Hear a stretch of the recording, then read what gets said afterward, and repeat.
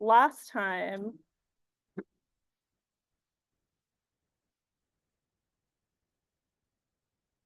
we were talking about how to calculate the volume of bread by slicing it.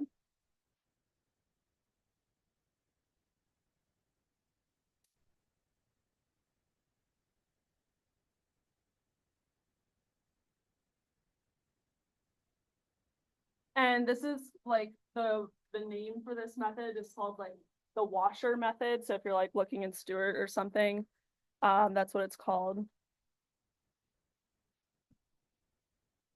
So the rough like picture is if I have a function, say this is like f of x, and I go from between a and b, and I create a solid by revolving this f of x around the x-axis. So making something like this.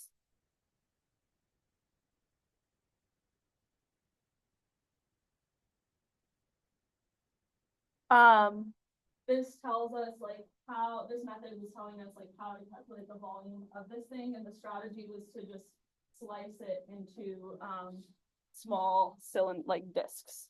So just like slice it up.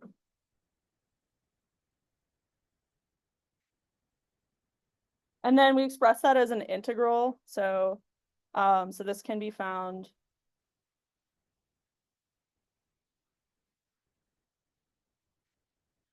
by taking the integral from a to b, and then doing pi times f of x squared dx. And sort of the intuition here is that pi r squared is the area of a circle, and each, like if I slice this, each cross section is going to be a circle with radius f of x. And so integrating that pi f of x squared from a to b will give you the volume of this solid. Are there like follow-up questions about that method? Okay, so today we're gonna look at the like the evil twin of this method. So today we're gonna look at how to slice cake.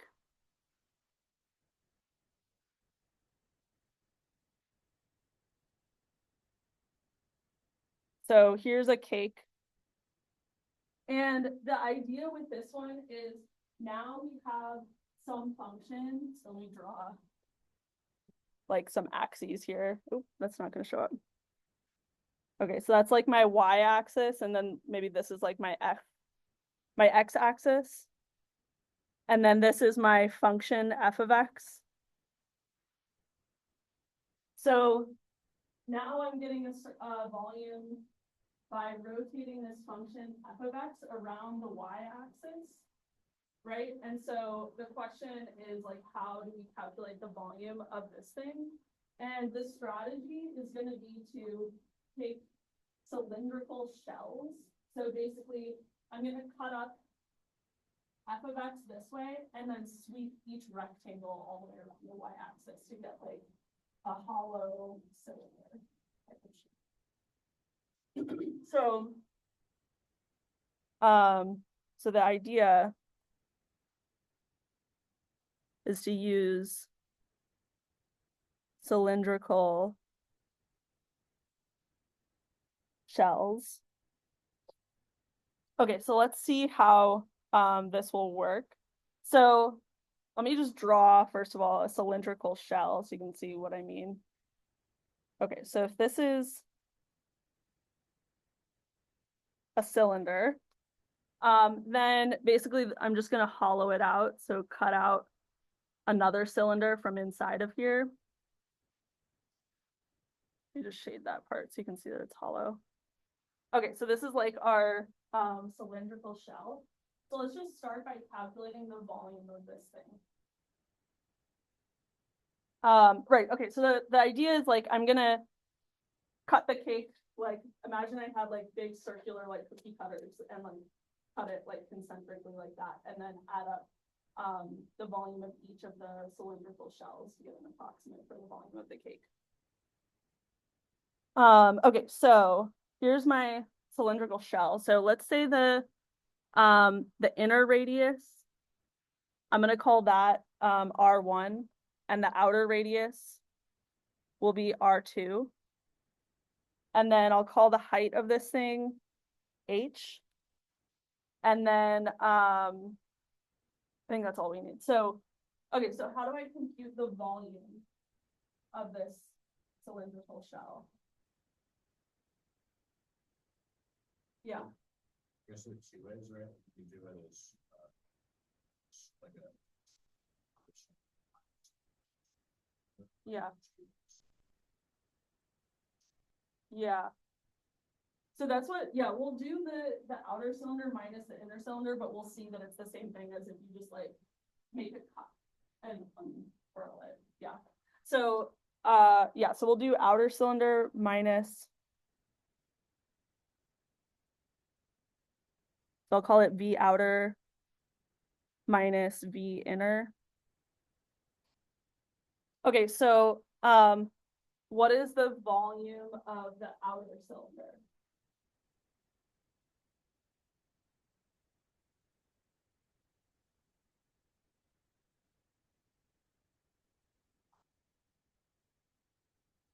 Yeah.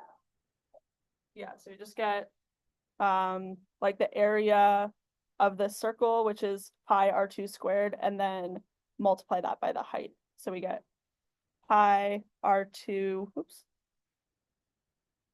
squared h, and then the inner one will similarly be pi r1 squared minus h, or sorry, times h. Okay, so now I'm just gonna rearrange this formula a little bit so that we can see that this is the same thing as if I just cut it and unfurl the cylinder. So this, I'll factor out pi and h, and I get r2 squared minus r1 squared. And then I'm going to factor this, so I get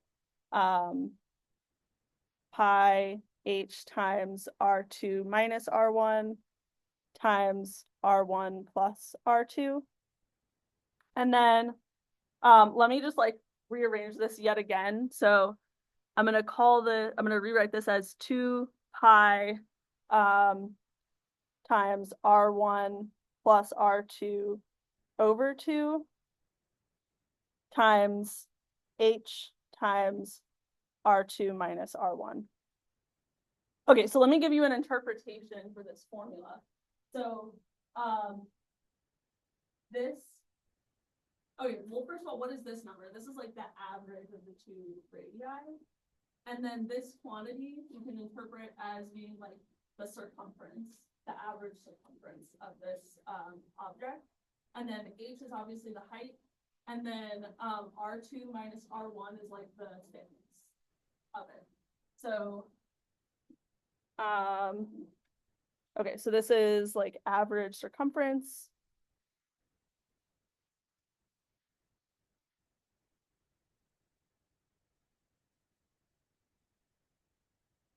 And then this is the height. And then this is the thickness. So if I were to like cut this thing and unroll it,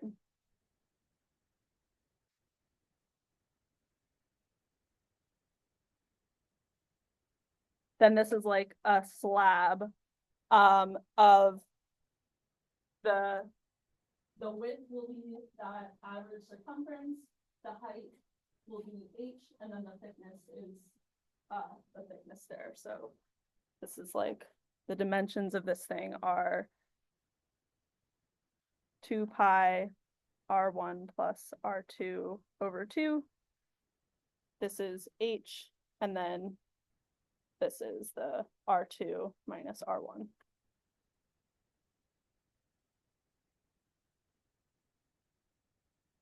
Okay, is this making sense? Other questions?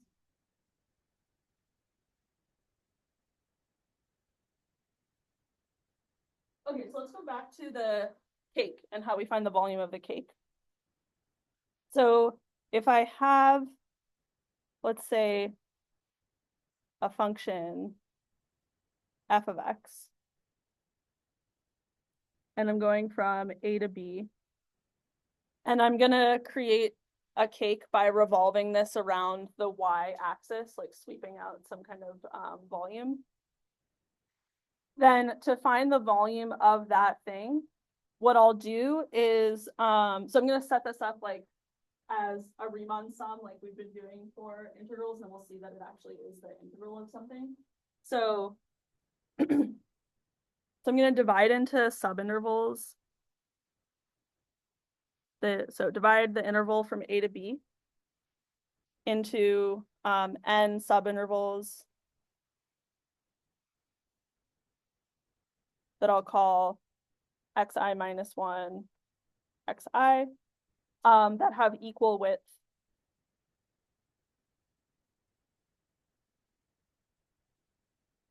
delta x, which is a minus b over n. Okay, so I'm just dividing this up into equal subintervals, and that's going to be where my like cookie cutter slices are.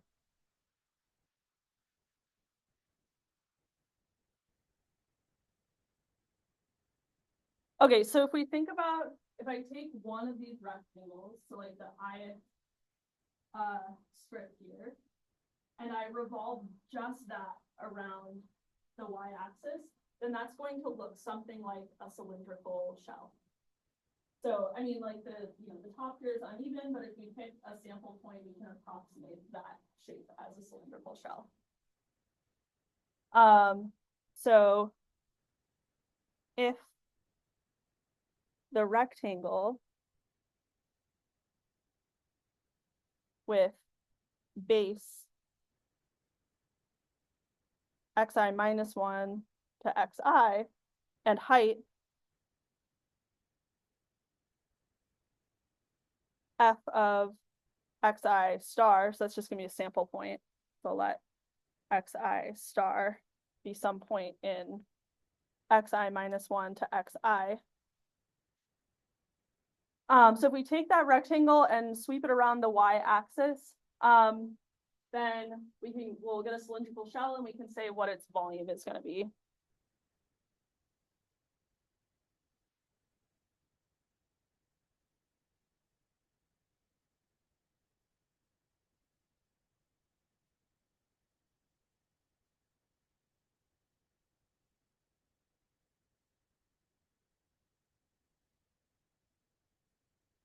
Okay, so let's write down the volume of that shell. So I'll call that VI. Okay, so we need to take the average circumference.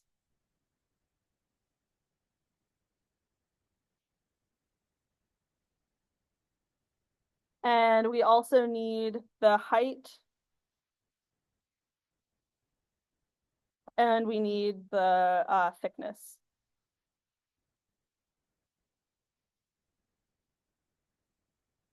Okay, so what is the average circumference? What is this?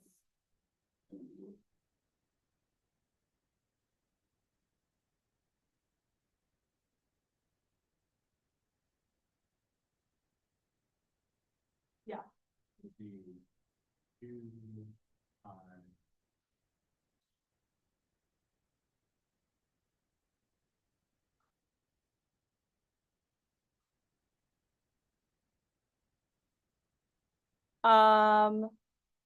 Yes. Yeah, so we're just taking yeah, like the midpoint between these two. Yeah. So I'm gonna let me make another notation. So let's let xi bar, that'll be the midpoint between xi and xi minus 1, which is, as you said, xi plus xi minus 1 divided by 2. Yeah, so then the circumference is, this will just like clean up the formula a little bit. So we get 2 pi times xi bar. Okay, and then what about the height of that cylinder?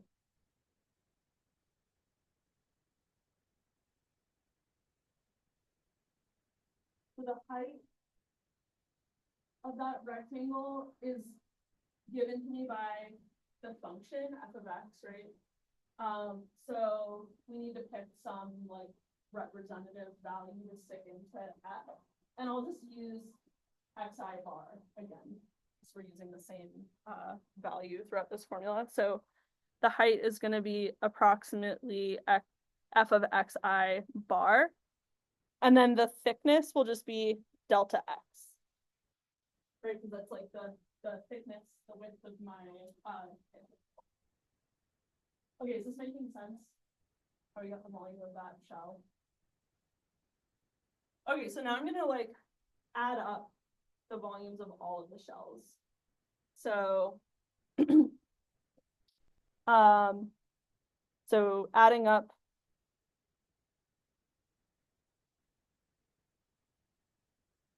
all these volumes, we get, so we'll have the sum as I goes from 1 to n, because that's the number of cylindrical shells. And then we want to add up each of the VIs. This will be the total volume. Is approximately this. And this is given to us by what we just wrote down. So 2 pi xi bar f of xi bar times delta x.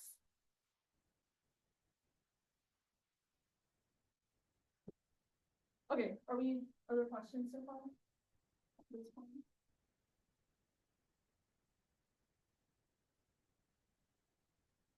Okay, so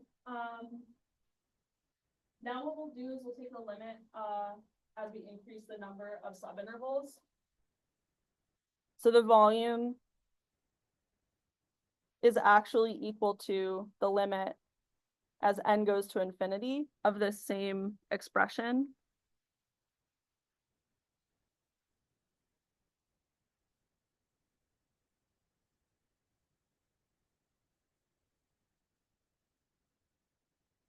And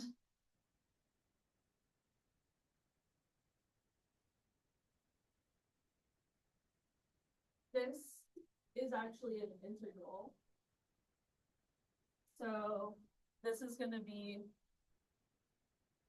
equal to the integral from a to b times 2 pi x f of x dx. Okay, so that's, you can use this formula to find the volume of something that's obtained by taking a function and rotating it around the y-axis. And the easiest way to remember this again is just that this is the circumference of a cylindrical shell, this is the height, and this is the thickness.